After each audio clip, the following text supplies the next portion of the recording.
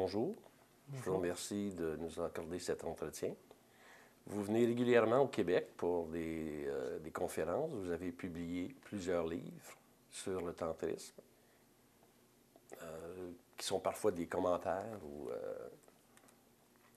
Donc, tout d'abord, qu'est-ce qui vous a conduit sur la voie tantrique?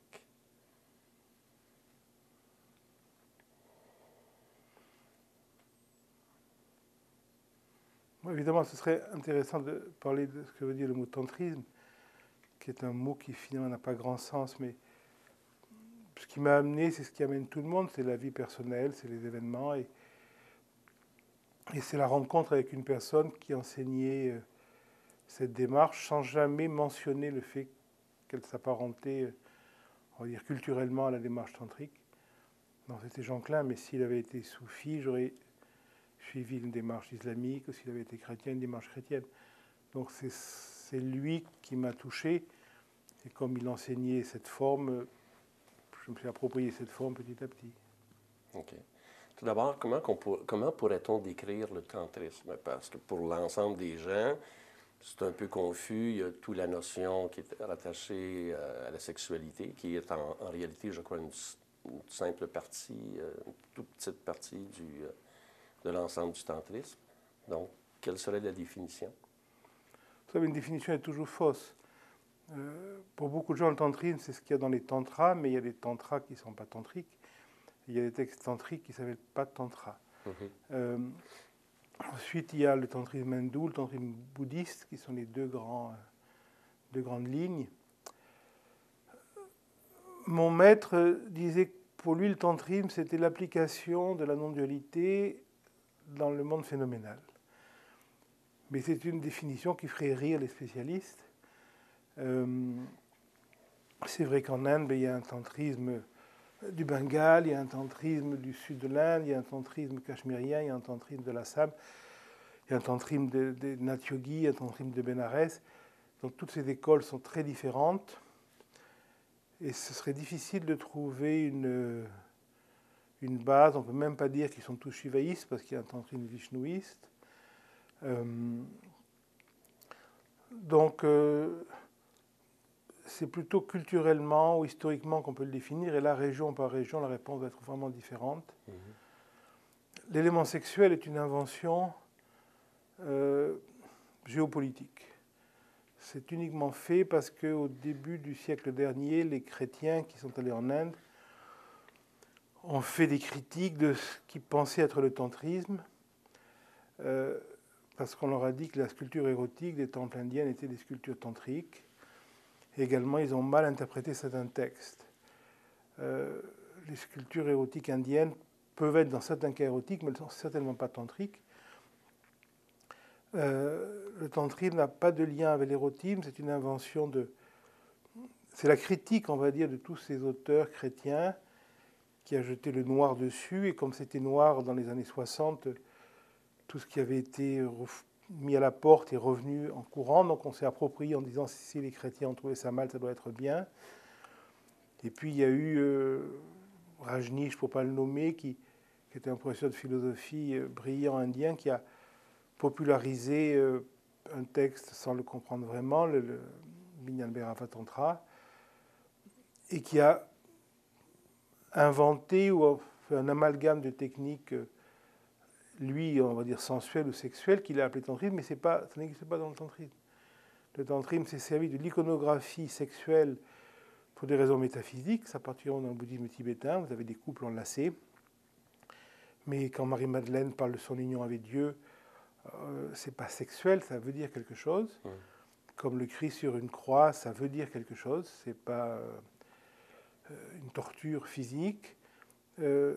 Donc c'est vraiment quand Rumi parle de son union avec le bien-aimé, ça veut dire quelque chose, c'est pas forcément sexuel.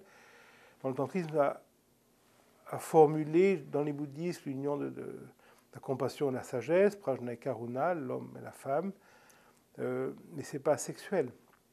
Et le tantrisme a repris, parce que le tantrisme bouddhiste, les premiers textes tantriques, on va dire, sont quand même bouddhistes. Ensuite, le shivaïsme est parallèle, mais on n'a pas de texte antérieur vraiment au bouddhisme. Et on a repris une certaine partie d'iconographie.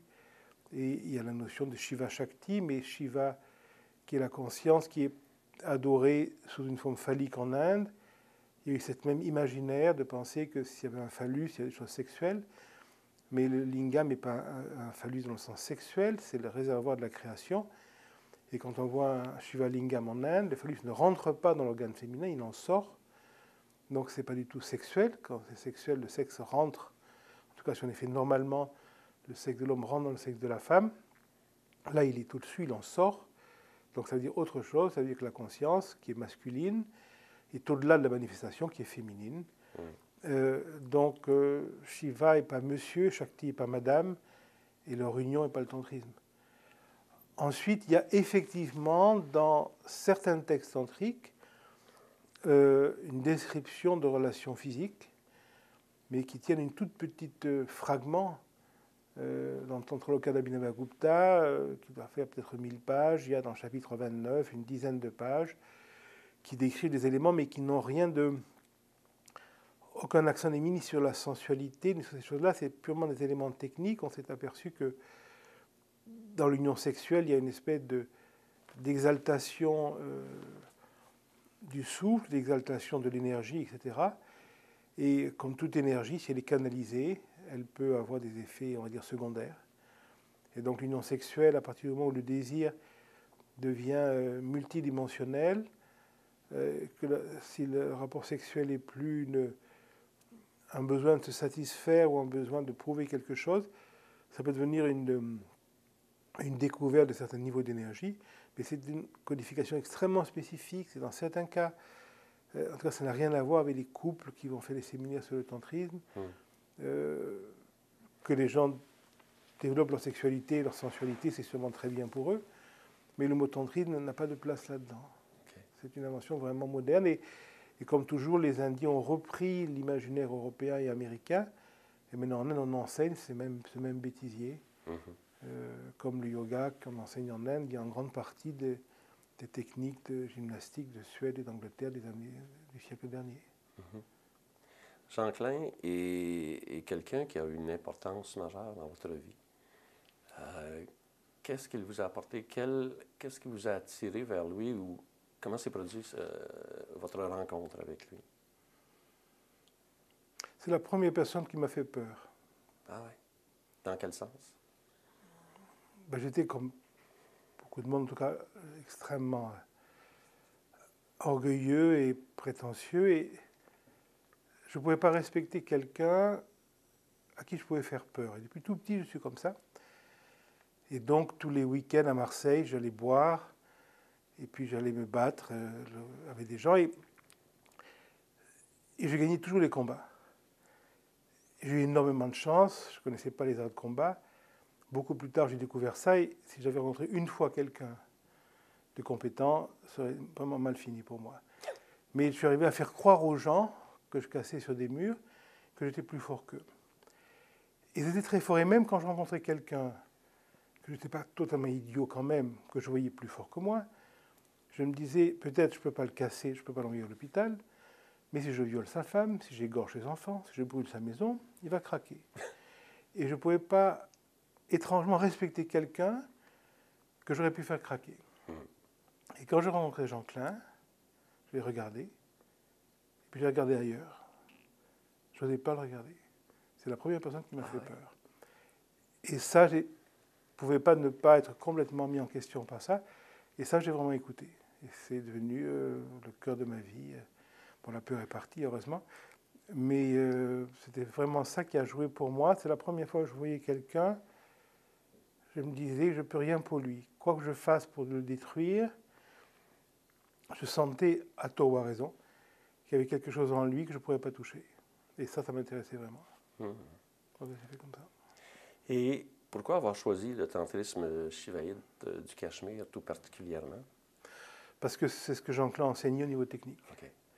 Alors lui, il ne le formulait pas pour éviter, je pense, la connotation du néo-tantrisme qui était déjà moins à l'époque, mais il y a une quarantaine d'années un peu mal vue, on va dire. Et puis Jean était quelqu'un d'extrêmement pédagogique, et il estimait qu'il fallait parler aux êtres humains de ce qui les concernait. Pour beaucoup de gens, le tantrisme ou l'hindouisme, c'est une forme d'exotisme inutile. Et moi, vous avez remarqué, vous parliez de mes ouvrages, que mes ouvrages d'entretien, il y a très peu de références à l'Inde. Le seul ouvrage de référence, c'est celui de Technique sur le yoga, parce que c'est une tradition tantrique, il fallait le dire. J'ai voulu prouver que tout le travail technique qu'on faisait venait pas de moi, mais était ancré dans la tradition, donc j'ai cité les textes. Mais Jean-Claude m'a demandé de le faire. Mais ça s'arrête là. Les gens qu'on rencontre n'ont pas d'intérêt particulier pour le tantrisme ou pour l'Inde. Ils ont des problèmes avec leurs femmes, avec leurs enfants, et c'est ça, moi, qui m'intéresse. Mais au niveau technique, la tradition vient de cette région, et tout le corpus d'exploration pour mettre en question nos mécanismes est une transposition fonctionnelle des textes tantriques et de l'enseignement tantrique du Cachemire. Vous parliez tantôt des différents tantrismes selon la région, les différentes régions. Quelle est la particularité, si vous voulez, du tantrisme shivaïte du Cachemire? Alors, on est obligé de simplifier parce qu'au Cachemire, il y a de nombreux courants tantriques shivaïtes différents. Et Jean n'a jamais voulu les nommer. C'est-à-dire qu'il y a le Pratyabhina, il y a le Krama, il y a le Kola, il y a le Trika, il y a le Spanda, Mata, etc. Jean n'a jamais voulu dire que ce qu'il enseignait venait de telle ou telle tradition. Essentiellement, son maître était muet. Et son maître plutôt avait fait vœu de silence, on ne parlait pas. Donc il n'a jamais entendu le son de sa voix, sauf avec des mantras. Donc son maître lui écrivait des fois sur une petite ardoise quelques mots, mais c'est un contact par mimétisme direct qui a été sur son enseignement. Donc ils n'ont jamais eu de grandes discussions, on va dire, qui auraient permis à Jean de s'approprier le lignage très culturel, conceptuel de son maître. Ce n'était pas important, ce qui était important, c'était l'enseignement direct. Donc Jean en a peu parlé. On va dire, si on réunissait tous les tantrismes du Cachemire non duels en les simplifiant abondamment, on va dire que l'essentiel, c'est que tout est conscience. Dans les démarches védantiques, c'est également suivi Jean, ou dans les démarches du yoga, il y a finalement une vérité et un monde. Et il faut jusqu'à un certain point lutter contre le monde pour arriver à la vérité. Pour le Cachemire, tout est conscience. Le monde ne peut pas être autre chose que la conscience. Donc il ne s'agit pas de lutter contre le monde, mais de reconnaître qu'il est conscience. C'est pour ça qu'une des écoles les plus importantes, c'est le Pratyabhina, c'est la reconnaissance. Donc ce n'est pas un accomplissement, ce n'est pas une lutte, c'est simplement d'arrêter de prétendre que ce qu'on voit est autre chose que la réalité. Mais généralement, on ne voit pas la réalité parce qu'on voit notre projection du monde. Celui qui est malheureux voit le monde comme un malheur, celui qui est heureux voit le monde comme une joie. Personne ne voit le monde, chacun voit sa projection. Donc c'est ça qui peut être mis en question. Mais le monde et la conscience, le masque, c'est ce qu'il y a derrière le masque. Alors que dans beaucoup d'écoles tantriques, le tantrisme de chez Vashidanta dans le sud, les tantrismes de toute la lignée des Nat Yogis, etc., il y a quand même un élément de duel, de progression. On part finalement du monde, de purification pour arriver à un ultime qui est au-delà du monde. Donc le tantrisme du Cachemire est libre de la progression. Il y a des progressions d'exploration, mais il n'y a pas de progression de profondeur. On va dire tout est au même niveau, tout est horizontal. Donc il peut y avoir des cercles de plus en plus grands parce que la manifestation est sans limite. Donc on peut toujours explorer plus tactilement, conceptuellement, mais au niveau énergétique. Mais la verticalité est elle est sur un point, et donc elle n'est pas concernée par l'horizontalité, combien le cercle va être large. Donc il n'y a pas déperdition d'énergie, on n'essaie pas d'augmenter le potentiel pour arriver au centre, au contraire, tout ce qui augmente jusqu'à un certain point fait quitter le centre. Par contre, le déploiement d'énergie, de la vie, vient du centre, n'existe que par le centre, donc n'est pas autre chose que le centre. Mais en même temps, le déploiement ne mène pas au centre. Et jusqu'à un certain point, le déploiement peut faire oublier le centre, ce qui est le cas quand le yoga est enseigné sans qu'il y ait une claire vision du cœur de la doctrine, on va dire, où les gens mettent l'accent sur les effets périphériques. Mais si c'est bien vu, Au contraire, chaque cercle, chaque expression dans l'espace-temps est une forme de célébration. Ouais. Donc pour le shuddhisme du Cachemire, le monde est une célébration de la conscience et non pas un empêchement ou non pas une illusion comme dans la démarche védantique, on va dire, classique. Ce qui me fait penser à une phrase que vous disiez tantôt, que j'ai relevée. Vous avez dit l'exploration dans la démarche tantrique est de voir à quel point ce qu'on croit être ressenti est en fait pensé. On ne ressent pas, on pense le ressenti. Généralement, on croit sentir. C'est pas qu'on ne sent pas, mais disons l'origine de la sensation est imaginaire. Quand un enfant de 2 ans reçoit un nounours, il est très heureux. Si on lui enlève le nounours, il est très malheureux. Sa joie et son bonheur sont authentiques. Mais il pense que ça vient du nounours. Ça ne vient pas du nounours. Parce que quand il aura 55 ans et que sa femme le quitte, quand on va lui donner le même nounours, ça ne va pas du tout le rendre joyeux. La joie qu'il avait du nounours était dans une projection qu'il avait sur le nounours. L'immense tristesse qu'il avait quand on lui enlevait le nounours, c'était d'une projection. Et la joie qu'il a quand il a épousé sa femme vient également d'une projection. Et la tristesse qu'il a quand sa femme le quitte est également une projection. Les femmes, c'est des nounours. Le fait qu'on soit totalement détruit ou immensément joyeux de la chose ne prouve pas la réalité. Le nounours, on peut prouver pour l'enfant que quand on lui donne le nounours, il est très heureux, c'est la preuve. On lui enlève, il est très malheureux, il a la preuve que la joie est dans le nounours. Cette preuve ne vaut rien. Et dans tous nos instants de vie, les preuves que nous avons ne valent rien. Quels sont les bienfaits, mettons, pour quelqu'un qui voudrait entreprendre la voie tantrique? Quels sont les bienfaits de la pratique cachemirienne? Je pense qu'il n'y a aucun bienfait. Et c'est une bénédiction. Parce qu'une démarche doit être faite par le cœur et non pas pour quelque chose. C'est comme si on demandait quels sont les bienfaits de faire du violon.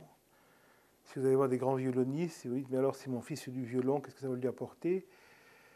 Un bon violoniste va vous répondre que ça n'apporte rien. Il faut faire du violon pour l'amour de la musique. Peut-être que celui qui fait de la musique va être plus détendu, mais faire de la musique pour se détendre, c'est un peu une insulte à la musique. Et suivre une démarche parce qu'il y aurait un fruit, c'est une insulte à la démarche. Une démarche, c'est une célébration. Un chrétien, un vrai chrétien, si vous lui demandez à quoi ça sert d'être chrétien, il n'est pas chrétien parce que ça sert, il est chrétien par dévotion, il a une émotion et il veut servir son Dieu. Un musulman, c'est la même chose. En soi, ça n'apporte rien d'être musulman. Alors bien sûr, celui qui se rend compte que la vie est célébration, celui qui se rend compte que le cœur de la vie, c'est de remercier, va avoir des effets secondaires qui sont qu'il ne va plus s'imaginer qu'il va être heureux en ayant ceci ou malheureux en perdant cela. Mais ce n'est pas pour ça qu'il y a cette stimulation, qu'il y a cette écoute. Ça doit vraiment venir de l'intérieur. Et on ne peut pas faire de publicité, ça n'apporte rien, ça ne fait pas maigrir, ça ne rend pas intelligent, ça ne rend pas riche. Ça ne rend même pas heureux, c'est pas là pour ça. Uniquement, c'est fait pour... S'il y a une résonance du cœur, à quoi ça sert d'être amoureux, c'est un peu la même chose. Ça ne sert à rien quand ça se présente, ça n'est pas négociable, mais en soi, ça ne sert absolument à rien. Et une démarche traditionnelle, le cœur de la démarche, c'est que ça ne sert à rien. Ce qui sert, c'est dans le monde capitaliste. Ce qui rapporte quelque chose ne sert à rien, du point de vue profond. La seule chose qui est profonde, c'est ce qui ne sert à rien. C'est pour ça que le jeu est au cœur de l'art traditionnel. Parce que le jeu, c'est quoi? Le jeu, c'est de pressentir que dans le jeu, on ne gagne rien et on ne perd rien, uniquement on joue. Pour pouvoir jouer, il faut qu'il y ait un gagnant et un perdant. Mais l'essence du jeu, ce n'est pas de perdre ou de gagner, c'est de jouer. Le jeu est ce qu'il y a de plus profond. Le travail est une forme de dégénérescence moderne, est un non-sens de nos sociétés. On ne doit pas travailler, on doit jouer dans la vie. Ça, c'est le vrai enseignement pour un enfant. Et surtout ne jamais travailler. Il faut jouer. Il y en a qui jouent au docteur, il y en a qui jouent à être soldat, il y en a qui jouent à être... Mais il faut jouer. C'est-à-dire, il faut faire les choses par le cœur. Et une démarche, c'est vraiment la même chose. En fait, oui, excusez. si elle apportait quelque chose, ce serait, elle se rangerait parmi les compensations, on va dire, du monde moderne. En fait, c'est plus une démarche d'être que d'avoir. Absolument, c'est un pressentiment. Celui qui est appelé par cette démarche, d'abord, ce n'est pas une décision, c'est quelque chose qui nous prend. Comment je sais que je suis appelé? C'est quand je vais lire les textes de cette démarche ou rencontrer cette tradition d'une manière ou d'une autre, je vais sentir que ça parle de moi-même. Quand quelqu'un se convertit à l'islam, c'est quand il lit le Coran, il voit que ça parle de lui. Si quand vous lisez le Coran, vous pensez que ça parle d'une religion, c'est que vous n'êtes pas musulman. Si quand vous lisez Maître Eckhart, vous pensez que ça parle du christianisme, c'est que vous n'êtes pas chrétien. Si quand vous lisez Maître Eckhart, ça vous touche complètement dans le cœur, c'est que vous êtes chrétien. Donc pareil pour la démarche cachemirienne, c'est quand vous allez entendre la formulation et le contexte, vous vous rendez compte que ça vous parle directement, et ça veut dire qu'effectivement vous avez une résonance avec cette tradition. Mais ce n'est pas un choix, c'est une constatation. Et je ne suis pas obligé non plus de m'approprier les oripeaux culturels d'une tradition. Je peux tout à fait avoir une larme de joie quand je lis Maître Eckhart sans me prétendre chrétien. Et je peux tout à fait être touché par les textes cachemiriens sans me déguiser en cachemiri. Donc il faut faire très attention entre l'expression d'une tradition qui est liée à un contexte culturel, local, géographique, politique, momentané, et le cœur d'une tradition. Les traditions bougent avec le temps, et trop souvent les gens qui veulent suivre une tradition pensent que c'est de copier certains signes culturels, géographiques et historiques qui sont la tradition. Il y a des gens qui poursuivent le bouddhisme tibétain en France, en plein été, boivent du beurre, du thé tibétain avec du beurre clarifié dedans. Quand on vit au Tibet à 6000 mètres, c'est tout à fait intelligent, brillant, surtout qu'il n'y avait rien d'autre, de boire du thé avec du beurre dedans. Mais dans le sud de la France, l'été, suivre les enseignements tibétains et boire du beurre tibétain à ce moment-là, c'est une forme de dispersion, on va dire. L'enseignement tibétain n'est pas dans le beurre, dans le thé au beurre. Donc beaucoup de gens mélangent le thé au beurre et le cœur de l'enseignement. Maintenant, quelle est la place de la pratique méditative dans le tantrisme? Dans la tradition de Jean, la méditation, c'est finalement un appel qui vient du sommeil profond. Le soir, quand vous vous couchez, vous oubliez votre femme, votre maîtresse, votre chien, votre corps, votre gouvernement, votre argent, pour ne rien être. C'est ça qui vraiment vous attire le soir, plus que n'importe quel film érotique, plus que n'importe quoi. Vous voulez à certaine heure ne plus rien être, donc vous voulez dormir. Et il y a une joie immense de ce moment-là. Donc vous quittez vos prétentions à être quoi que ce soit. Celui qui est attiré par la méditation, en vérité, est attiré par le sommeil profond. Et à ce moment-là, cette attirance va rentrer dans l'état de veille et l'état de rêve. Et il y a des gens qui vont avoir le matin ou la journée des moments où ce sommeil profond devient très intense, c'est-à-dire cette sensation de joie de renoncer à tout ce qu'on n'est pas. La pensée, le corps, l'émotion. Donc vous arrêtez de prétendre être quoi que ce soit. Vous laissez aller à cette nudité, comme le soir, vous abandonnez toutes vos pensées de préhensivité, de posséder quoi que ce soit. Donc la méditation est simplement ce retour à cette nudité où j'arrête de prétendre être quoi que ce soit, dont le temps et l'espace s'arrêtent, et il reste ce centre des choses. Ça peut se passer intensément dans le temps et l'espace, mais très vite, pour celui qui suit une démarche traditionnelle, ces moments vont colorer toute la journée. Donc il n'y a plus vraiment de pratique méditative entre telle heure et telle heure. Ce serait une forme de caricature. Jean Klein disait que méditer, c'est comme ne pas vouloir prendre un train. Il n'y a rien à faire pour ne pas prendre le train. Ce n'est pas une activité. L'activité, c'est de prendre le train.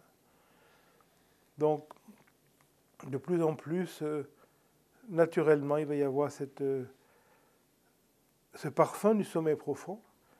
Ici, le soir, si la personne se donne sciemment au sommeil profond, sciemment ne veut pas dire être conscient du sommeil, comme font certaines traditions, parce que c'est idiot, parce qu'il n'y a personne pour être conscient, il n'y a ni objet ni sujet. C'est le sujet et l'objet qui s'endorment le soir.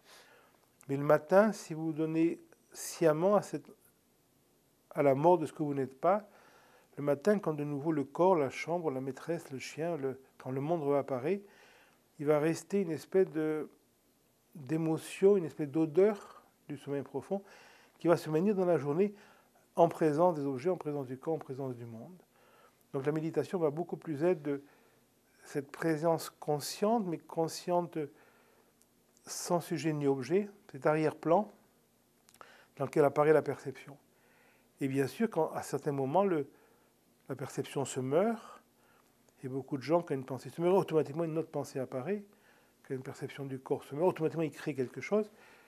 Dans celui qui a quitté cette dynamique, il y a des moments où effectivement la pensée se meurt, et il y a un espace sans pensée, et éventuellement une pensée apparaît ensuite, et des fois la sensation se meurt, et il y a un espace sans rien à sentir, et puis une autre sensation peut apparaître. Donc, on pourrait dire que ce sont des moments de méditation, mais ils ne sont pas plus. C'est uniquement la nature de la perception d'apparaître et disparaître. Mais généralement, l'être humain ne se rend pas compte de ce moment de disparition parce qu'il s'est immédiatement compensé par une autre pensée, par une autre activité. Vous parlez d'émotion maintenant. Qu'est-ce que l'émotion dans la voie tantrique et quelle est sa place en tant que telle? Parce que souvent, dans certaines voies traditionnelles, on cherche à enlever l'émotion ou la terre. Ou maintenant, d'après Jean Klein. L'émotion, c'est le cœur de la vie. Que ce soit chez Jean Klein ou chez Abhinavagupta. Abhinavagupta a écrit autant sur le théâtre que sur la philosophie. Et il est très connu en Inde pour ses commentaires au Natya Shastra. Ces deux grands commentaires qu'il a fait justement sur le théâtre, qui est l'art premier, on va dire, en Inde, parce que la vie, c'est le théâtre, et dans le théâtre, le personnage, plutôt l'acteur, va exprimer les différents personnages sans jamais s'identifier à aucun, ce qui est un peu le symbole de la vie. On assume différents rôles. On peut être un fils, on peut être un père, on peut être un vieux, on peut être jeune, on peut être riche, on peut être pauvre, mais à un moment donné, sans s'approprier ce rôle qu'on joue d'instant en instant. Donc, Abhinavagupta a beaucoup insisté sur le fait que quand on est touché par une émotion au théâtre, contrairement à ce que pensait, enfin, ce qui était formulé avant chez Bharata ou chez les grands dramaturges indiens, que c'était l'émotion représentée qui touchait le spectateur. Pour Abhinavagupta, non, l'émotion est dans le spectateur déjà. Ce qui est présenté au théâtre fait ressurgir l'émotion qui était là. Si elle n'était pas là, elle ne pourrait pas ressurgir. Donc l'art nous ramène à nous-mêmes et il n'y a que l'émotion. Et l'émotion est essentiellement neutre quand elle est laissée libre d'appropriation. C'est pour ça que quand vous allez voir Rigoletto, vous pleurez à la fin, et quand vous sortez là, vous dites c'était magnifique. Qu'est-ce qui était magnifique? La tristesse. Vous avez pleuré pour sentir la tristesse. C'est beau la tristesse quand vous n'êtes pas triste. Quelle est la différence quand vous pleurez quand la fille de Rigoletto se fait assassiner et quand vous pleurez quand votre fille se fait assassiner? C'est quand la fille de Rigoletto se fait assassiner, vous le sentez totalement, vous ne vous défendez pas. Quand c'est votre fille, vous ne voulez vraiment pas qu'elle se fasse assassiner. Donc vous ne laissez pas libre l'émotion. Donc 30 ans après l'assassinat de votre fille, vous en souffrez encore. Quelques minutes après la fin du spectacle de Rigoletto, puis vous dites c'était magnifique. Toute tristesse est partie parce que vous avez laissé vivre la tristesse. Quand on laisse vivre la tristesse s'élimine. Quand on laisse vivre la peur s'élimine. L'émotion a toujours deux possibilités. Si elle est appropriée, je suis triste, j'ai peur, tout est bloqué. Quand j'ai peur, je ne peux plus bouger. Quand je sens la peur, je suis plus rapide. C'est la même peur. Donc, je dois me rendre compte en moi comment je fonctionne. C'est l'appropriation qui fait que l'émotion a été considérée comme négative. Les gens ne veulent pas avoir peur, mais finalement, à quoi jouent les enfants quand on les laisse tranquilles? Ils doivent se faire peur. Et quand les enfants ont passé l'après-midi à se faire peur, ils dorment très bien. Ouais. C'est beau la peur quand on n'a pas peur. Quelle est la différence entre celui qui est traumatisé par la peur et celui qui dort bien avec la peur? C'est que quand vous voyez un film d'horreur que vous avez payé, vous sentez la peur, vous laissez libre, vous avez payé pour ça, donc vous laissez libre cette peur monter en vous, Et c'est magnifique. Mais si le soir, quelqu'un rentre chez vous, vous avez vraiment peur, vous ne voulez pas vous battez complètement contre cette peur, et donc 30 ans après, le traumatisme est encore là. Ouais. Donc c'est le refus de l'émotion qui crée la pathologie, et non pas l'émotion. Ouais. Donc tout l'art de la démarche tantrique est de laisser libre l'émotion. Une émotion, ce n'est pas un concept, c'est un ressenti. Vous laissez vivre corporellement cette émotion, et quand on laisse vivre une émotion, elle vous ramène à la tranquillité. C'est pour ça que dans la musique indienne, il y a plus de ragas de séparation que de ragas de l'union, que même dans l'art occidental, il y a l'enlèvement des Sabines, il y a tous les massacres représentés par Delacroix. La beauté est partout. Ce n'est pas uniquement un beau panier de fraises qui est beau, un corps égorgé, c'est beau, sauf quand je m'approprie d'éléments. Donc la praticalité de l'approche de l'émotion va être de voir à quel point je pense l'émotion, comme vous disiez au début, et de retrouver une émotion purement tactile, sans la penser, d'arrêter de cataloguer l'émotion comme positive ou négative, mais de la sentir. Et quand on sent une émotion, elle passe par un certain nombre de transformations, et à un moment donné, elle va complètement se libérer. Et à ce moment-là, l'émotion n'a plus que, on va dire, que sa positivité. Ouais. Il n'y a pas d'émotion négative. C'est une mauvaise compréhension. L'émotion est toujours positive. Ce qui est négatif, c'est de bloquer l'émotion. Maintenant, lorsque la peur se lève, comment pouvons-nous faire face à la peur, à cette peur-là? Il faut être très pédagogue sur la peur. La peur se lève progressivement et s'élimine progressivement.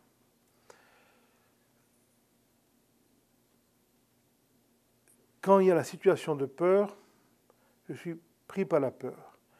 Ce n'est pas le moment. Et puis la situation se défait, ça peut être 10 ans après, ça peut être 2 heures après. Il y a encore un peu la peur, un peu comme après un accident de voiture, vous avez encore le choc 2 jours après, mais c'est moins violent que sur le moment. Donc il reste, on va dire, le relent de la peur.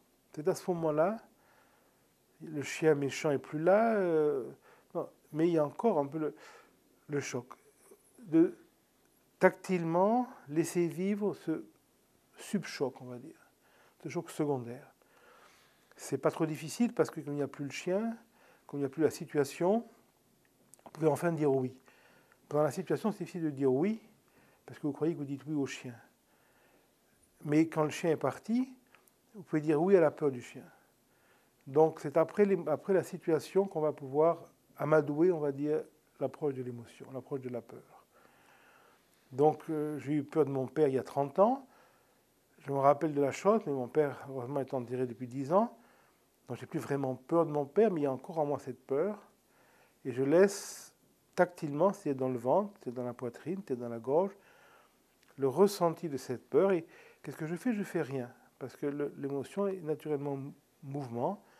Il n'y a rien à faire pour sentir. Et je laisse tactilement cette émotion bouger, bouger, bouger. Et puis, à un moment donné, je vais penser à autre chose. Et puis, il ne faut pas raccommoder, ça suffit. Une autre fois, j'ouvre la télévision, je vois un super massacre à l'autre bout du monde. Et j'ai une émotion magnifique. La télévision, enfin, ça vient à quelque chose. Je ferme la télévision et je m'assois et je laisse cette sensation de peur, de rage, de dégoût, de tristesse. Et petit à petit, on va dire, je vais m'habituer à laisser vivre l'émotion, ça va de plus en plus être proche de la situation. Et à un moment donné, juste après la situation de crise, ma femme, pour la 5e fois, me dit qu'elle me quitte. Il y a de nouveau le choc. Presque tout de suite, je peux voir à quel point je me défends du choc. Je ne me défends plus du choc, je laisse vivre ce choc.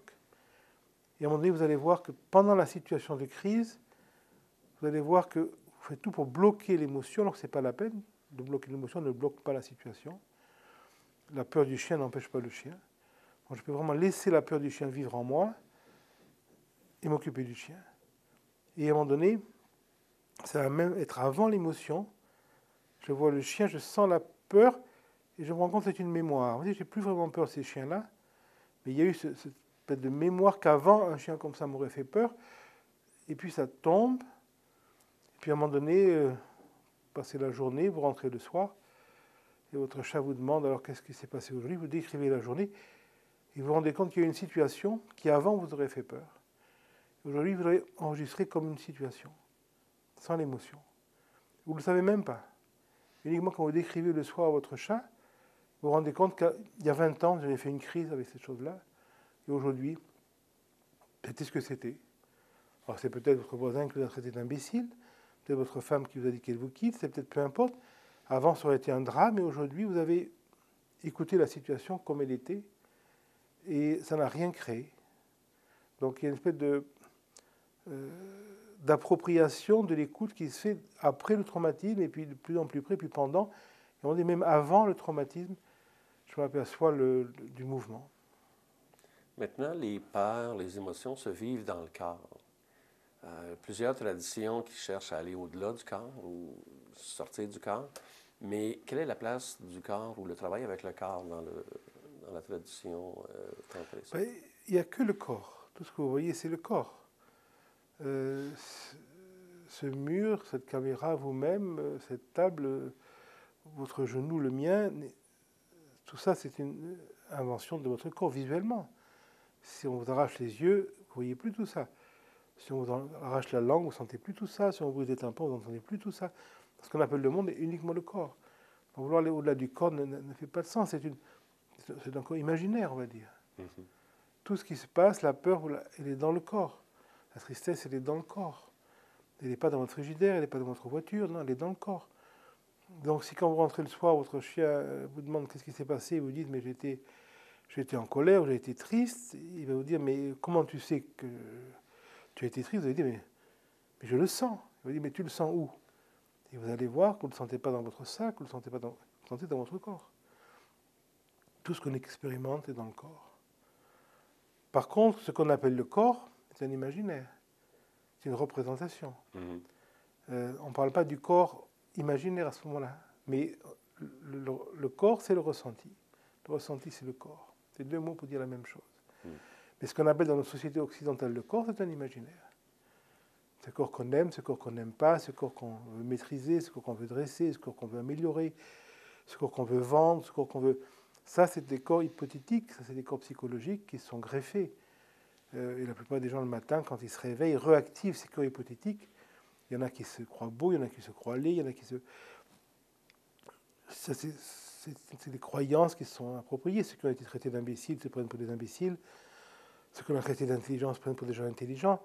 Donc, il y a une appropriation qui s'est faite de tout l'environnement.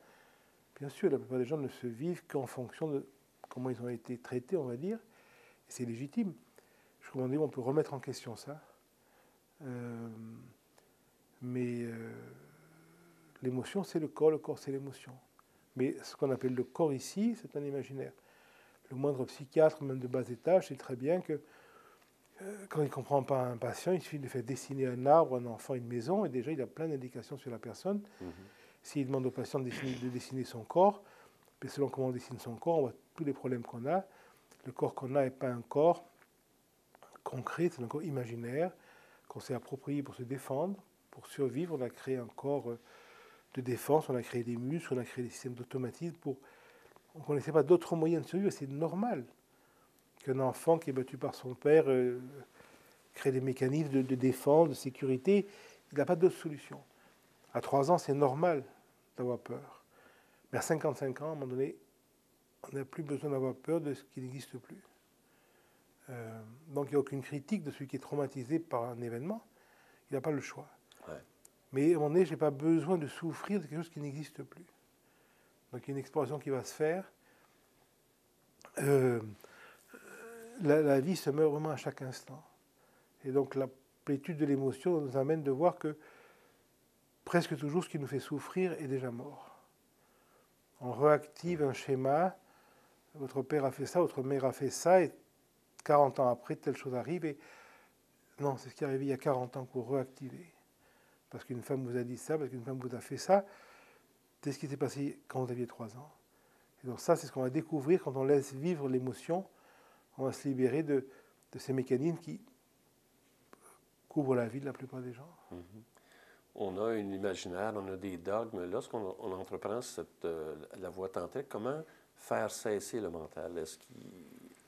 On ne peut pas cesser le mental. Le mental est un fonctionnement. Donc il y a des moments où le mental se meurt, mais des moments où l'activité mentale n'est pas fausse. Uniquement, elle est exagérée chez beaucoup de gens. Il y a des moments où il faut penser. Quand on parle, on est obligé de penser pour articuler, etc. Mais il y a énormément de moments, ce n'est pas la peine de penser. Donc, penser est une activité, c'est comme le foie, c'est comme la rate, c'est comme les genoux. C'est un organe tout à fait indispensable. Mais on sert les genoux pour marcher. Quand vous êtes sur la tête, vous ne savez pas de vos genoux sont au repos. Et la plupart des gens ne sont jamais au repos au niveau de la pensée. Donc quand mon fils est avec moi, je suis un père. Mais quand mon fils quitte la pièce, il n'y a plus de père. Quand ma femme est avec moi, je peux être un mari. Mais quand ma femme sort de la pièce, il n'y a plus de mari. Quand ma maîtresse quitte la pièce, il n'y a plus d'amant. Quand mon père quitte la pièce, il n'y a plus de fils. Mais il y a des gens qui se prennent pour un père. Il y en a qui se prennent pour un fils, il y en a qui se prennent, etc. Et ça empêche de vivre. Quand vous marchez dans la rue, vous ne devez pas être un père ou un fils, vous devez être écoute de ce qui est là. Quand il y a le feu, le pompier arrive, mais quand le feu est éteint, le pompier disparaît avec le feu. Le soir, quand je mange ma soupe, je ne dis pas je suis un pompier, ou je suis un pompier courageux. Des fois, le courage est apparu, des fois, la lâcheté est apparue en moi. Mais quand la lâcheté apparaît et disparaît, je ne me sens pas lâche. Oui, j'ai senti la lâcheté en moi, et hier, j'ai senti le courage en moi. Je ne suis pas courageux. Je connais la possibilité du courage, ça m'est arrivé, et de la lâcheté, ça m'est arrivé. Je connais la possibilité d'être stupide ou d'être intelligent, mais quand je me couche le soir, je ne me couche pas me pensant stupide ou intelligent. Non, je connais en moi des moments vraiment de stupidité et des moments d'intelligence. Donc je ne suis pas ces choses. Mes qualifications me sont données par la situation. Ils disparaissent quand la situation disparaît. Comme les situations apparaissent d'instant en instant, la personne, l'ego apparaît d'instant en instant. Vous voyez, on est une personne de l'instant. La plupart des gens veulent toujours la même personne. Mais alors, qu'est-ce que tu es, qu'est-ce que tu penses? Mais je ne pense rien, voilà ce que je pense. Je ne pense rien d'une situation. Quand on me présente le problème palestinien ou israélien, je comprends qu'un Israélien qui est né là-bas voit les choses comme ça. Mais je comprends qu'un Palestinien qui est né là le voit comme ça. Pourquoi est-ce que j'aurais pensé quelque chose? Il n'y a pas à penser. La pensée est inutile. C'est l'écoute qui remplace la pensée. Je comprends qu'un Russe voit le monde, quand vous achetez une carte de Russie et vous voyez le monde qui entoure la Russie, vous comprenez pourquoi la Russie peut être paranoïaque ou pourquoi la Chine peut l'être. Si on regarde ici, on ne comprend pas. Mais pourquoi est-ce qu'on regarde la carte du Québec ou la carte de France? Il faut regarder la carte du pays dont on parle. Ouais. Eux, ont notre point de vue. Donc, mais je ne suis pas obligé de m'approprier leur point de vue. Donc, à un moment donné, il n'y a pas d'appropriation d'idéologie. Donc, il y a une fonctionnalité qui va être là. Donc, on ne cherche pas à se défaire de quoi que ce soit, mais on se rend compte que un savoir n'a de valeur que dans l'instant. Et votre carte de visite essentielle est blanche, sur laquelle la vie inscrit vos capacités de l'instant. L'instant d'après, c'est fini. Quand mon fils s'en va, il n'y a plus de père. Le père n'existe que quand le fils est là. Le patron n'est là que quand il y a un employé. L'employé n'est là que quand il y a un patron. Puis quand on rentre chez soi, on ne rentre pas comme employé, on ne rentre pas comme patron, on ne rentre pas comme père, on rentre comme rien. Et c'est là le cœur de la vie. C'est ce qui nous permet justement de la créativité, la découverte, d'arrêter de se prétendre oui, je suis un père, et puis je suis français, et puis je suis ceci. Pourquoi faire? Pourquoi être quelque chose? Bien sûr, moi je connais mieux la culture française que certains autres. Mais je ne suis pas français, j'ai un passeport français, je comprends certaines choses de France. Mais pourquoi est-ce que je devrais me croire français? C'est un imaginaire, c'est pas la peine. Ouais. Dans une situation, pourquoi pas? S'il y a la guerre, pourquoi pas? Mais je n'ai pas obligé de m'endormir. Et quand j'entends dire les Français sont des imbéciles, j'écoute. Et des fois, je peux trouver ça tout à fait juste, ou des fois non. Mais le fait que j'ai un passeport français ou canadien n'a rien à voir avec mon opinion là-dessus. C'est mon expérience qui elle est tout aussi juste ou aussi fausse que celle d'un autre. Pour moi, toutes les opinions sont justes pour celui qui l'a, parce qu'il ne peut pas en avoir d'autres. Ouais. Donc, ça, c'est pas de mettre en question ces schémas, c'est de voir comment ils fonctionnent et de voir que notre réactivité est toujours liée à une affirmation d'une identité. Si quelqu'un vous traite d'imbécile, si quelqu'un me traite d'imbécile, mais oui, il a raison, et très souvent dans la journée, je me traite d'imbécile, donc on est d'accord. Ou il a tort, et ce n'est pas de sa faute, et c'est lui l'imbécile. Donc il n'y a aucune possibilité que ça crée une problématique. Pour quelqu'un de plus fort que moi, je suis faible, il a raison. Pour quelqu'un de plus faible que moi, je suis fort, et il a raison. Donc je ne suis pas offensé que quelqu'un ose me croire fort ou faible. Les gens plus intelligents que moi me trouvent stupide, ils ont raison. Les gens plus bêtes que moi me trouvent intelligent, ils ont raison. Mais quand je pense à moi-même, est-ce que je suis intelligent ou stupide? Ça ne veut rien dire. Pour certains, je suis vraiment stupide. Pour d'autres, je suis intelligent. Pour certains, je suis très fort. Pour d'autres, je suis très faible. Pour un éléphant, je suis écrasable comme ça. Pour une fourmi, je suis un monstre. Qu'est-ce qui est vrai? Tout est vrai. Mais pour moi, je suis obligé de m'approprier le point de vue de l'éléphant, pour que je suis une petite merde, le point de vue de la fourmi, pour que je suis un monstre. Je n'ai pas besoin de me défendre, d'expliquer à la fourmi que je ne suis pas un monstre. Si je suis un monstre, pour une fourmi, j'ai écrasé sa famille tellement de fois, et je vais continuer. C'est normal que la fourmi me haïsse, c'est normal que l'éléphant... Tous les points de vue sont justes, mais je ne suis pas obligé de m'approprier un point de vue. Donc c'est plutôt cette non-appropriation qui va faire que les schémas anciens ne vont plus être fréquentés et vont s'éliminer par manque de stimulation. Plutôt que d'essayer d'éliminer les schémas, parce que ça impliquerait qu'ils existent finalement. Alors le schéma n'existe que quand il apparaît vraiment. Donc il n'y a pas vraiment d'approche de l'inconscient en tant que tel. C'est sur l'instant qu'on recrée le monde et c'est sur l'instant qu'on voit ce mécanisme et qu'on peut s'en libérer. Ouais. Parfois, les gens, souvent, quand on parle d'aller au-delà de leur identité, que ce soit père-mère, comme vous disiez tantôt, pour certains, il y a comme une mort. C'est comme tout à coup, c'est le vide. Bien sûr, parce qu'on a appris à l'école qu'on était... plus si on avait une plus grosse voiture ou une piscine, plus si on avait deux femmes qu'une, plus si on avait ceci, si on avait cela. Et on est fiers d'être français, il y en a qui sont fiers d'être québécois, on est fiers d'être un homme, on est fiers d'être une femme, on est fiers d'être fort, on est fiers d'être riche. Chacun s'approprie une fierté par sensation de vide finalement. Quand un Brésilien se suicide, quand son équipe de foot n'est pas champion du monde, mais c'est qu'il y a un immense vide en lui. La seule chose qu'il a trouvée pour exister, c'est l'identification à une équipe. Mais chaque personne, on fait tous ça, on va dire, avec quelque chose. Il faut se rendre compte combien on s'approprie une identité par rapport à une femme, et quand cette femme vous quitte, vous dites, mais je ne peux plus vivre, jamais plus, et 3 mois après, vous allez très bien, coucher avec quelqu'un d'autre. Mais sur le moment, vous pensez que c'est la fin du monde. Et puis on vous dit, vous allez perdre un bras, mais c'est la fin du monde. Et puis quand vous avez un bras en moins, mais vous continuez à... Chaque fois qu'on met en question notre identité, et pour quelqu'un qui a une nouvelle voiture, aussi qu'on lui raye sa voiture, et ils sont complètement dévastés, etc. Alors que le jour avant, il n'a même pas de voiture. Donc toute appropriation crée automatiquement la peur et le drame, etc. Donc l'art, finalement, est de voir que c'est l'appropriation qui me rend la vie impossible, alors que toute notre éducation dit le contraire, que c'est par une de plus en plus grande appropriation que la vie est facile et facilitée. Alors c'est le contraire. Ouais. C'est de rien avoir qui est la véritable richesse. Ouais. Lorsque quelqu'un se retrouve face à ce vide-là, que doit-il faire ou qu'est-ce qu'il y a à faire? C'est un cadeau de la vie, celui qui n'est pas comblé par les choses. Celui qui a la chance d'avoir une femme, une maîtresse, un chien, un bateau, et qui est en bonne santé, qui a de l'argent et qui se dit finalement c'est pas ça, il y a autre chose. C'est une grâce. La plupart des gens normaux sont comblés par leur femme, par leur bateau, par leurs enfants, et ils vont mourir en comptant ce qu'ils ont en banque, ce qu'ils vont laisser à leurs enfants, en s'occupant de... Et c'est tout à fait très bien comme ça. Mais celui qui reçoit la grâce, quoi qu'il ait, ne va jamais être satisfait. C'est une grâce. Il sait ce qu'il ne veut pas, il ne sait pas ce qu'il veut.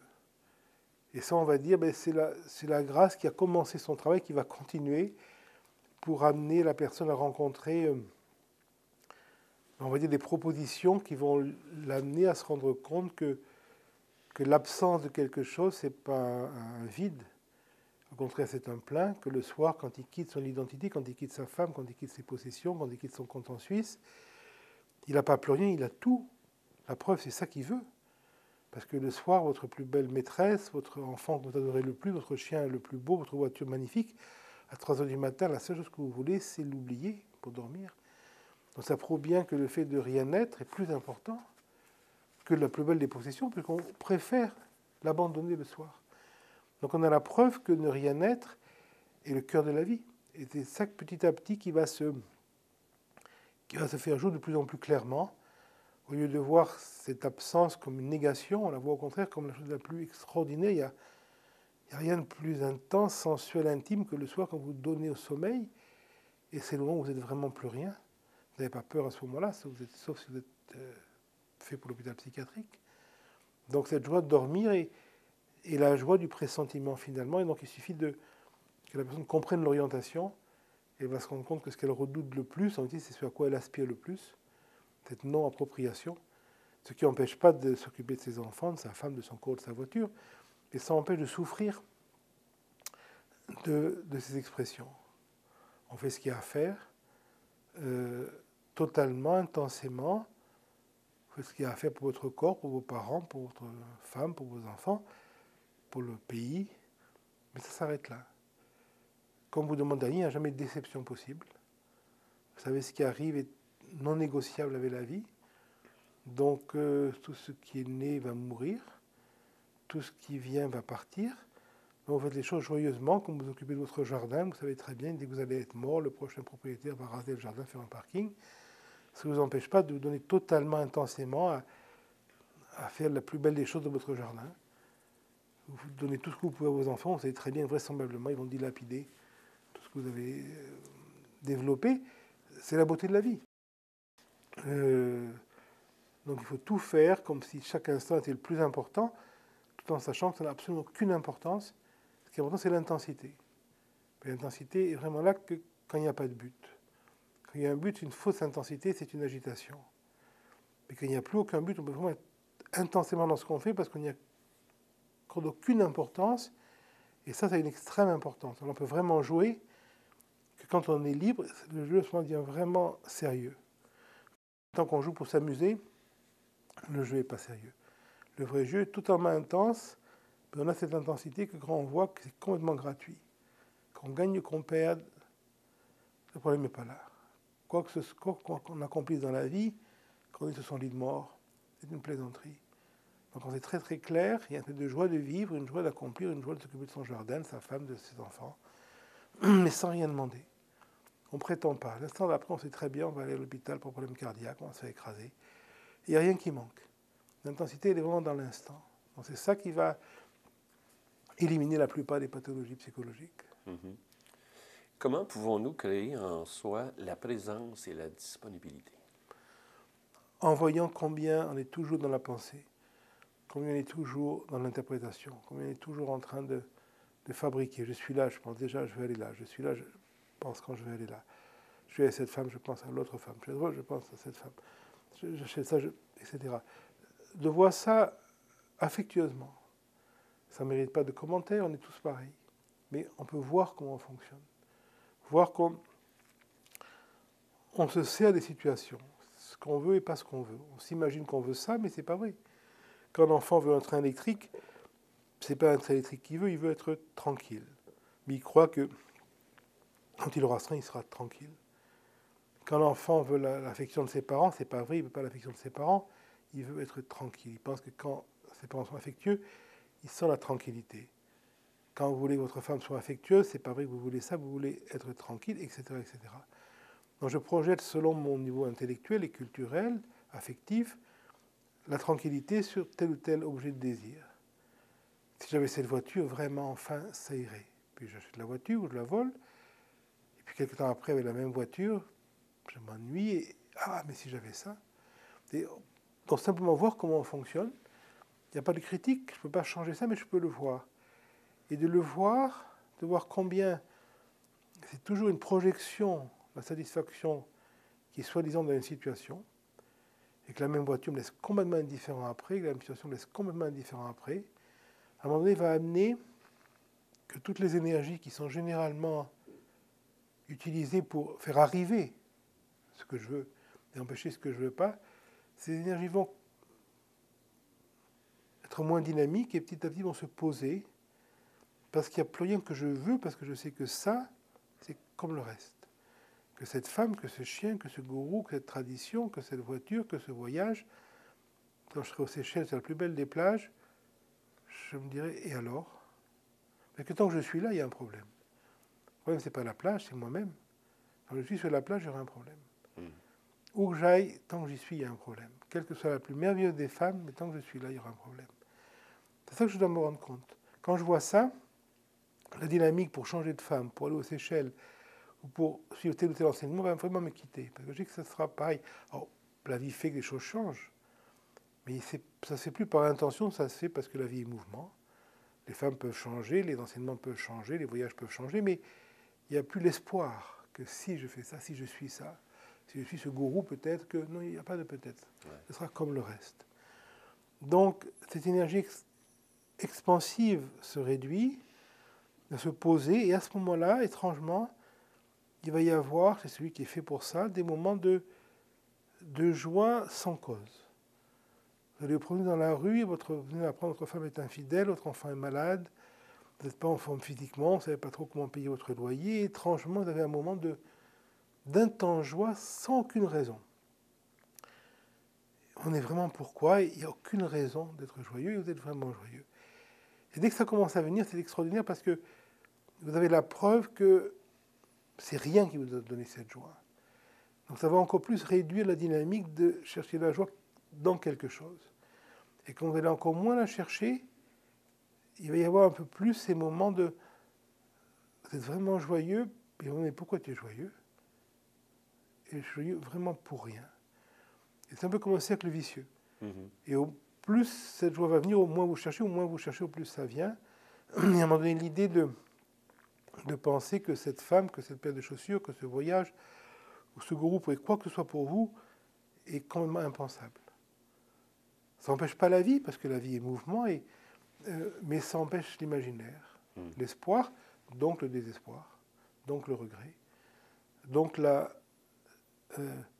l'anticipation, donc la stratégie, le remords, toutes ces choses qui sont la base de la vie psychologique s'éliminent à ce moment-là. Donc ça, c'est vraiment naturellement. Il n'y a pas de technique. C'est tout simplement d'être ou de revenir sur sa respiration? De regarder ce qui se passe, de regarder comment on fonctionne. Des fois, la respiration apparaît comme un objet, si vous êtes dans la salle d'attente de votre thérapeute, effectivement, plutôt que de polluer les mains avec tous les magazines que tous les malades ont touchés, plutôt que penser à votre prochaine maîtresse ou à vos enfants, vous pouvez effectivement, c'est gratuit en plus, écouter la respiration, qui est un processus fascinant comme tous les autres. Mais pas plus, autant. Mais ce n'est pas une technique, c'est une chose qui se fait, c'est extraordinaire de vous rendre compte, mais voilà, il y a toujours cette respiration, ce moment d'inspiration, ce moment de joie, et puis cette profonde expiration qui est une espèce d'abdication de tout finalement, puis ce vide sans appropriation, et éventuellement, si vous n'êtes pas mort, de nouveau une inspiration qui monte. C'est extraordinaire le souffle. Mais c'est toujours là, donc il y a des moments, effectivement, quand la plupart des activités phénoménales se réduisent, c'est disponible. Mais ce n'est pas quelque chose sur lequel on va se diriger, parce qu'à ce moment-là, on le caricature. Mais ça peut s'imposer, effectivement. Vous avez dit, le grand travail tantrique, c'est le mélange des 5 sens. Généralement, on voit avec les yeux, on entend avec les oreilles, etc. Mais en vérité, le corps, c'est vrai qu'il y a les zones du cerveau, de la perception de tel ou tel sens, mais ces choses sont déjà mises en question, elles seront encore plus dans les dizaines d'années qui suivent. On va s'apercevoir que on sent avec tout le corps, on voit avec tout le corps, on entend avec tout le corps. Un musicien entend avec tout son corps, pas qu'avec ses oreilles. Quand on voit, tout le corps participe. Donc au plus, on va se libérer de la perception objective, au plus le ressenti va devenir global. Vous voyez une pelouse verte, et vous laissez l'émotion verte venir en vous, vous allez sentir le vert dans tout le corps. Pour ça, vous quittez la pelouse. Une sonorité va caresser tout le corps. Pour ça, on va dire vous quittez la sonorité. Il y a une transposition, mais qui se fait naturellement. On sait très bien que les aveugles peuvent, ou les sourds peuvent entendre la musique. Ils n'ont pas de tympan. Comment ils font les sourds pour entendre la musique? Ils la sentent. C'est la même chose. Donc c'est une caricature, on va dire. C'est vrai qu'on voit plus avec les yeux qu'avec la langue, mais le corps est chaque région du corps est habitée par les 5 sens. Et on peut vraiment approfondir ça au niveau thérapeutique, on peut approfondir des explorations pour soi-même.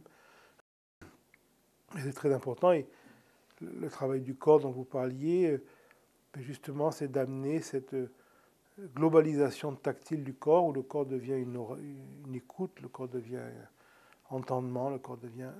Il y a une réceptivité globale qui se fait de tout le corps. Quelle est la place du désir et de la passion dans le tantrisme? Le désir, il y a un seul désir finalement, c'est le désir de la tranquillité. Vous pensez vouloir une ours, non, vous voulez la tranquillité. Vous pensez vouloir vous marier, et après vous pensez vouloir divorcer. Ce que vous voulez dans les deux cas, c'est la tranquillité. Vous avez imaginé dans le mariage, ou vous imaginez plus tard dans le divorce. Donc vous voulez la tranquillité.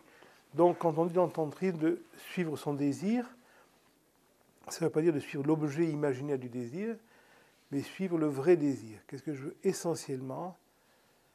C'est être tranquille. Alors je le projette sur une voiture, sur ceci ou cela, mais c'est être tranquille que je veux.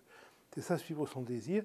La passion, finalement, une perception non bloquée psychologiquement est passion. C'est-à-dire cette intensité. Quand vous écoutez un opéra sans défense, c'est intense. Quand vous regardez la lune sans défense, c'est intense. Quand vous sentez le chien qui vous lèche les doigts de pied, c'est intense. Quand vous sentez le froid qui vous brûle la joue, c'est intense. Tout est intense. Quand il n'y a pas la pensée. C'est la pensée qui dit, oui, mais ça c'est rien, ça c'est normal, ça c'est pas important. Non. Dans le ressenti, tout est intense. Dans l'intensité, c'est simplement de vivre totalement, tactilement, en fonction de l'événement. Et le désir, c'est de mettre l'accent sur ce que je veux véritablement et non pas ce que j'imagine vouloir. Mais le désir pour sa voisine et la passion pour son voisin, ça n'est pas partie du tantrisme, c'est une valeur commerciale pour les mauvais films, mais c'est tout. Maintenant, vous avez dit, on vit la prise de conscience uniquement dans la mémoire. Comment alors vivre le présent? On ne peut pas vivre le présent, on est présence. Toute expérience est toujours dans le temps. Ce que j'expérimente est déjà mort le moment où je l'expérimente. C'est comme quand on voit encore la lumière de l'étoile, l'étoile n'est plus là depuis très longtemps. Le temps que je perçois une perception, cette perception est morte, c'est disparu. Donc, la perception, c'est la mort. Donc, on n'est pas dans la perception, mais on est présence. Présence dans laquelle apparaît apparemment la relation sujet-objet, mais qui est une relation pensée. Quand vous sentez la caresse du vent sur votre joue, et vous dites, je sens ma joue. Après, vous dites, non, mais finalement, je ne sens pas ma joue, c'est le vent que je sens. Et puis vous posez la question, mais alors qu'est-ce que je sens? Est-ce que je sens ma joue ou est-ce que je sens le vent? Et puis un jour, vous allez vous rendre compte que finalement, non, il y a perception. Ensuite, pour expliquer à votre chien, si votre chien vous demande, mais alors qu'est-ce que tu as senti? Puis vous allez lui dire, selon son niveau intellectuel, j'ai senti le vent. Il va dire, ah oui, je comprends. Ou j'ai senti ma joue, il va dire, oui, tu as raison, tu as senti ta joue. Mais en vérité, dans le moment de la perception, il n'y a ni joue ni vent. Il y a pure perception. Ensuite, le mental, le cerveau va construire une relation sujet-objet. Et selon votre orientation culturelle, vous allez dire, plutôt, je sens plutôt la joue, je sens plutôt le vent. Mais ça, c'est après la perception. Dans la pure perception, il n'y a ni vent ni joue, parce que la joue, c'est un concept. Le vent, c'est un concept. L'expérience, ce n'est pas un concept. Donc, quand on revient au ressenti, il n'y a plus la pensée. Mais ensuite, pour décrire le ressenti à votre environnement, bien sûr, c'est la pensée qui va être obligée de faire un à peu près. Et donc d'inventer une relation sujet-objet qui n'existe pas dans l'expérience. La non-dualité, quoi. La non-dualité, c'est uniquement La dualité est inventée par la pensée. Ce n'est pas comme s'il y a une non-dualité, mais la dualité n'est que pensée. Mais je ne peux pas penser autrement que de manière duelle. La perception est duelle. Quand je visualise du rouge, je vois du vert autour. Je ne peux pas faire autrement. Si je mets la main dans l'eau, si je dis que c'est chaud, c'est quand même plus froid. Si je dis que c'est froid, c'est quand même plus chaud. Je n'ai pas le choix. Ouais. Mais l'expérience est ni chaude ni froide. Quand vous mettez un glaçon sur le bras, et si votre chien vous demande alors c'est chaud ou c'est froid, ça va être très difficile à dire. Vous allez dire c'est très chaud. Non, je me trompe, c'est très froid. Parce que l'expérience est pas en termes de concept. Pas chaud, froid, glaçon, bras. C'est autre chose. L'expérience est unitive. C'est la pensée pour décrire qui a besoin, ce qui est tout à fait légitime, d'utiliser l'artifice de cause à effet. Donc la dualité apparaît avec la pensée et disparaît avec la fin de la pensée. Puis en même temps, l'interprétation que chacun fait Bien sûr. selon son passé. Ça. Maintenant, comment définiriez-vous la conscience? Qu'est-ce que la conscience pour vous? C'est la seule chose dont vous ne pourrez jamais douter. Vous pouvez douter de tout, mais ça, vous ne pourrez jamais douter d'être. Quand on vous demandait à 5 ans ce que vous êtes, vous allez dire oui. À 20 ans, ce que vous êtes, vous dites oui. À 60 ans, ce que vous êtes, vous dites toujours oui. Ce oui se réfère à quoi? Il n'y a pas une cellule de votre corps qui est la même, il n'y a pas une pensée qui est la même. Vous avez pu changer 10 fois d'identité ou de passeport depuis. Alors qu'est-ce que vous êtes? C'est ce pressentiment qui n'est pas corporel parce que le corps a changé, qui n'est pas mental parce que la pensée a changé, qui n'est pas émotionnel parce que à 5 ans, à 30 ans, à 60 ans, vous n'avez pas les mêmes références. Donc qu'est-ce que c'est qui est? C'est ce pressentiment sur lequel on surimpose le mot conscience. Mais on ne peut pas dire ce que c'est, on peut dire que ce que c'est pas. Maintenant, mais ce n'est pas négociable. Ouais. Comment définiriez-vous l'éveil? C'est une catégorie commerciale tout à fait utile en temps de crise. C'est rare les gens qui savent faire du bon pain, c'est rare les bons garagistes, c'est rare les bonnes prostituées, c'est rare les bons banquiers. C'est facile d'être éveillé. Je pense que c'est une catégorie socio-commerciale qui va se développer, qui a beaucoup d'avenir devant elle, mais qui, comme toutes les catégories professionnelles, quand il y en aura trop, ça rapportera moins. Ça commence à être un peu le cas. Mais je ne vois pas d'autre chose. Ça n'existe pas traditionnellement. Maître Eckhart dit clairement qu'il n'y a pas de degré d'humilité qu'on puisse atteindre, qu'on ne puisse pas être plus humble que ça. Ibn Arabi, après avoir fait l'ascension de tous les êtres saints comme le prophète, va dire, après son voyage initiatique, qu'il ne trouve rien en lui de sacré. C'est-à-dire que si Ibn Arabi ou si Maître Eckhart se rendent compte qu'ils sont l'opposé du sacré, que quelqu'un se prenne pour la conscience ou se prenne pour un éveillé, ne peut être qu'une catégorie commerciale. C'est pour ça qu'il faut savoir gré au christianisme et à l'islam cette sagesse. Dans l'islam, personne ne peut devenir le prophète. Chez les chrétiens, personne ne devient Jésus. Donc il y a cette d'humilité qui s'est maintenue dans le christianisme. Et malheureusement en Inde, dans le taoïsme, dans le bouddhisme et dans l'hindouisme,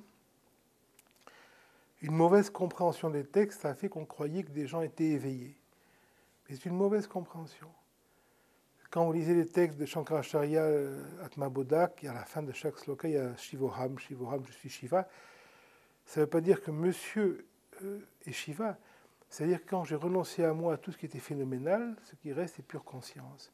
Ce n'est pas une identité, ce n'est pas une appropriation, ce n'est pas quelque chose que je peux vendre ou transmettre. C'est ce que je suis quand j'arrête de me prétendre.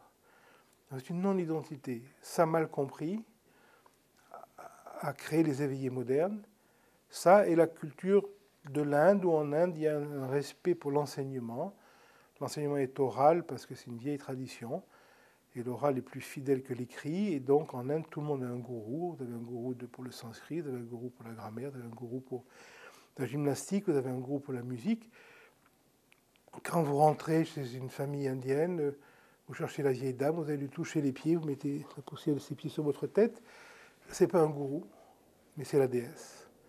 Donc il y a en Inde cette attitude de respect, cette attitude de dévotion, et celui qui va enseigner le yoga, celui qui va enseigner le tantra ou autre chose, oui, on va leur toucher les pieds, mais comme on touche la vieille dame, qui est comme stupide et acariâtre et méchante, mais dans chaque maison, on commence par toucher les pieds d'une vieille dame, parce que c'est le symbole de la déesse, celui qui enseigne est le symbole de la conscience. On sait très bien en Inde qu'on ne s'incline pas devant la vieille dame stupide. On sait très bien qu'on ne s'incline pas devant le gourou qui est ce qu'il est. On s'incline devant ce qui représente la conscience. Donc en Inde, ça a une valeur culturelle, c'est respectable. Comme dans l'islam, on salue en mettant la main sur le cœur. Pourquoi pas? Mais transposer ça en Occident, où les gens se prennent pour des gourous, c'est une chose qui est mal placée, qui a près de la confusion. Et cette idée d'éveil vient de cette cette caricature de la dévotion qui est adressée à l'ultime et non pas à celui qu'il représente. C'est très clair en Inde.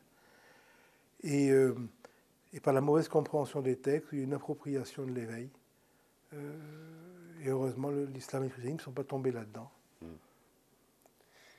Qu'est-ce que la mort? Comment définiriez-vous la mort et avez-vous peur de la mort? Oui, pour la plupart des gens, la mort, c'est une peur.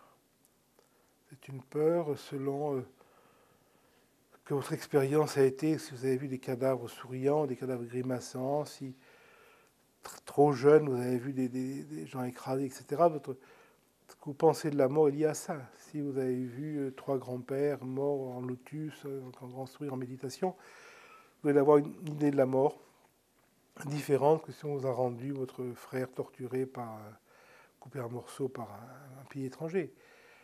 Mais ça, c'est la vie.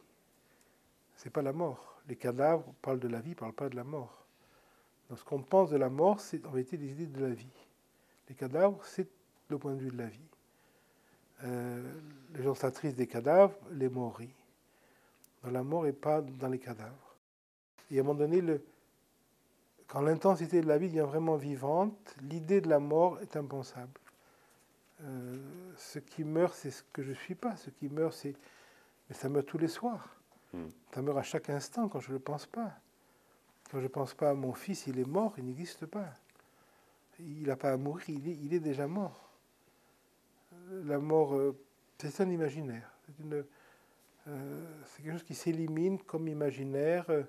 Il reste une intensité, c'est magnifique quand vous êtes avec un ami qui meurt sans rien savoir, sans vous prendre pour un chrétien, pour un musulman qui, eux, savent dans leur imaginaire ce qu'il y a après, ou pour un Tibétain. Non, vous ne savez rien. C'est beau d'être avec quelqu'un qui, vous voyez ses yeux qui glissent dans cet inconnu et vous glissez avec lui dans ce non-savoir. Évidemment, c'est ça qu'on fait le soir, dans le sommeil profond. Et c'est ça qu'on fait entre chaque perception. Donc, le moment de la mort est on va dire, apprivoisé par le sommeil, par ce qu'on vous donnez au sommeil le soir. Il faut mourir. C'est très important. Vous devez mourir à votre journée, c'est fini votre journée. Jamais plus ce sera comme ça, c'est fini. Demain, il n'y a peut-être pas de demain. Demain, l'immeuble aura brûlé. Donc je me couche le soir vraiment pour mourir, sans préparation du lendemain. J'ai pu préparer des choses fonctionnelles. Mais à un moment donné, quand je me couche, c'est fini. Je ne prépare plus rien. Je me couche pour mourir, intensément, joyeusement. C'est ça le moment extrême de la journée. Celui qui fait ça sciemment, et qui peut laisser aussi mourir la perception des fois dans la journée, la mort pour lui va être la même chose. C'est ce qu'il n'est pas qui va mourir joyeusement. Alors, mais ce qu'on voit de la mort, ce qui est difficile, c'est la vie. Les derniers moments de vie peuvent être difficiles. Ouais. Mais ça, c'est pas la mort. Ça, c'est autre chose. Qu'est-ce que la pratique tantrique et les enseignements que vous avez reçus avec Jean-Klein ont apporté dans votre vie? Ça n'a rien apporté. Je suis resté aussi stupide, aussi prétentieux, aussi à côté qu'avant. Mais avant de rencontrer Jean-Klein, je souffrais de tout ça. Alors que maintenant, je ne vais pas dire que je suis content de ma stupidité, mais tout va bien. Je n'ai pas besoin de savoir ce que je ne sais pas. Je n'ai pas besoin d'être plus que ce que je ne suis pas. Je n'ai pas besoin d'arriver à quoi que ce soit auquel je ne sois pas arrivé. Il n'y a rien qui manque. Il n'y a pas de problème à résoudre. Il y a des problèmes, mais les problèmes ne sont pas problématiques. Le voisin connaît mes succès, mes échecs, moi je ne les connais pas. Le voisin connaît si je suis malade ou non, moi je ne sais pas. Donc ce qui change, on dit c'est ça. Mais sinon, rien n'a changé. Et c'est ça que je trouve magnifique dans cette tradition, c'est que justement, il n'y a pas à changer. Il n'y a pas à se transformer, il n'y a pas à devenir plus, il n'y a pas à devenir brillant. Non, c'est pour les idiots. C'est vraiment une tradition pour les imbéciles et content de l'être. On garde son imbécilité, mais on n'en souffre plus. On garde sa limite, mais on n'en souffre plus. On garde toutes nos infirmités, mais je me rends compte que l'infirmité ne me rend pas infirme. Ma limite ne me limite pas. Je n'ai pas besoin d'être plus que ce que je suis. Ce qui me donne dans l'instant, c'est la seule chose dont j'ai besoin fonctionnellement. Et dans cette fonctionnalité, il y a toute la beauté de la vie. Je n'aurai jamais besoin d'autre chose que ce qui m'arrive dans l'instant. La santé ou la maladie, l'échec ou le succès, j'ai besoin que de ce qui arrive. Donc ça a donné cette joie de ce qui arrive, sans l'appréhension, mais ça ne change rien. Jean Klein est quelqu'un qui a été important pour vous. Que vous a-t-il appris et parmi ces enseignements, lequel vous a le plus touché?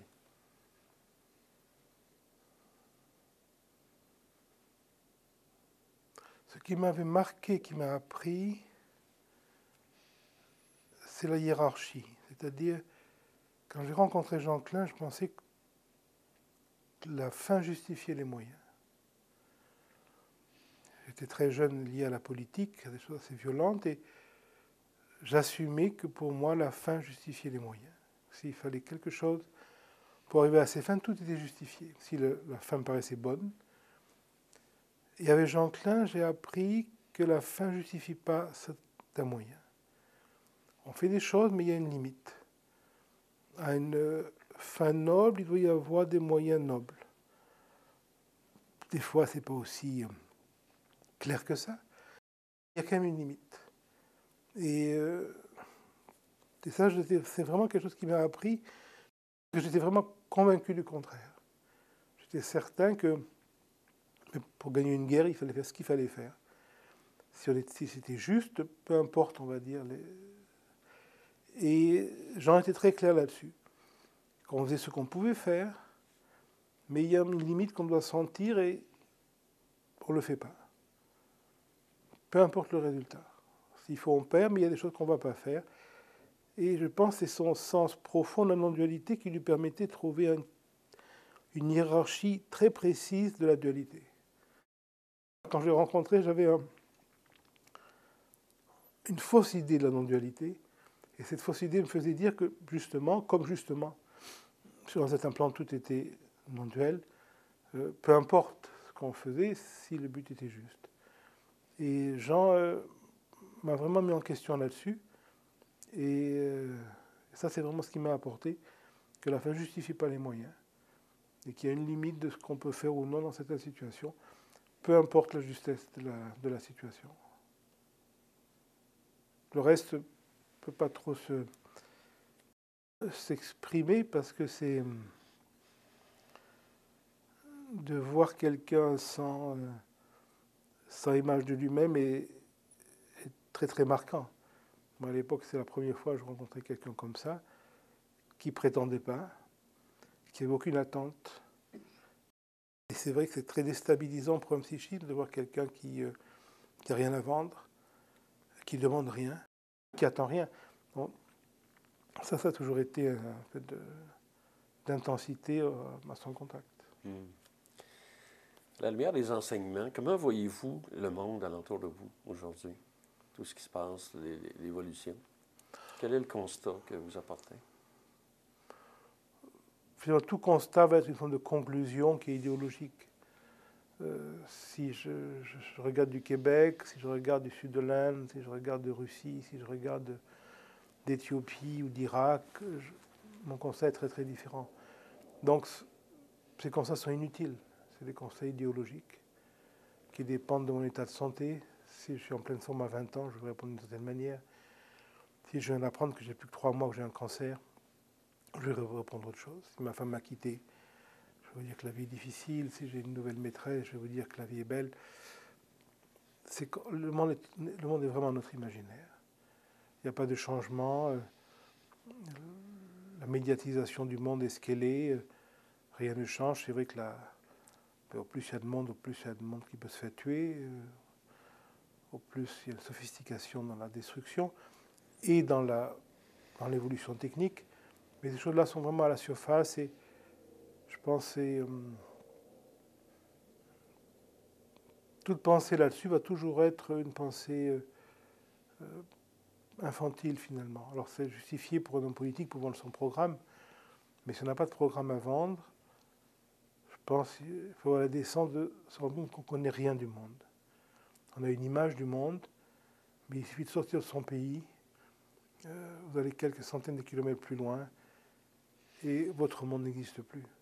Je suis sûr qu'au Canada, si on est à Montréal, là, je pense qu'on fait 300-400 km dans le nord, c'est un autre monde qui est là-bas.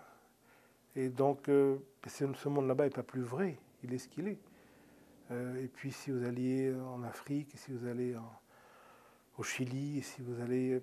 Donc, de quel monde on parle? Donc, c'est toujours des mondes idéologiques. Ouais.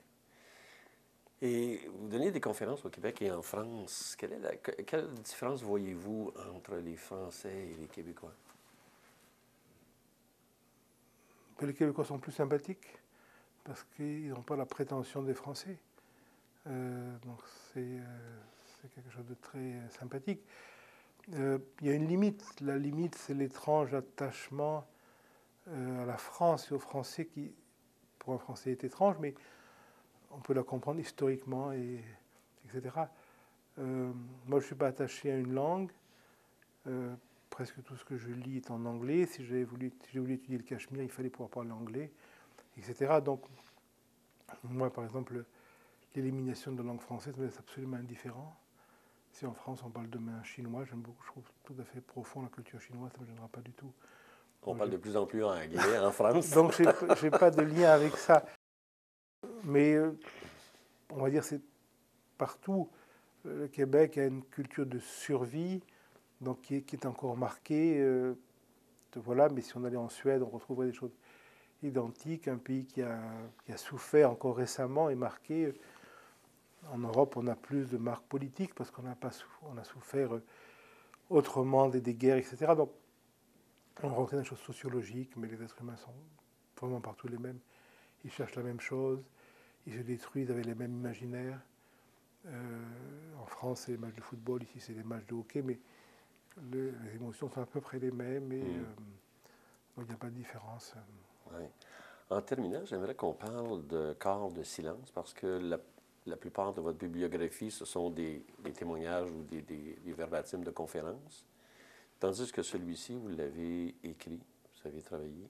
Donc, qu'est-ce que corps de silence? Mais mon maître était sa propre autorité. Donc quand il enseignait le yoga, il n'était pas contestable. Quand il m'a demandé d'écrire un livre sur le yoga, il se rendait compte que je n'avais pas cette même autorité.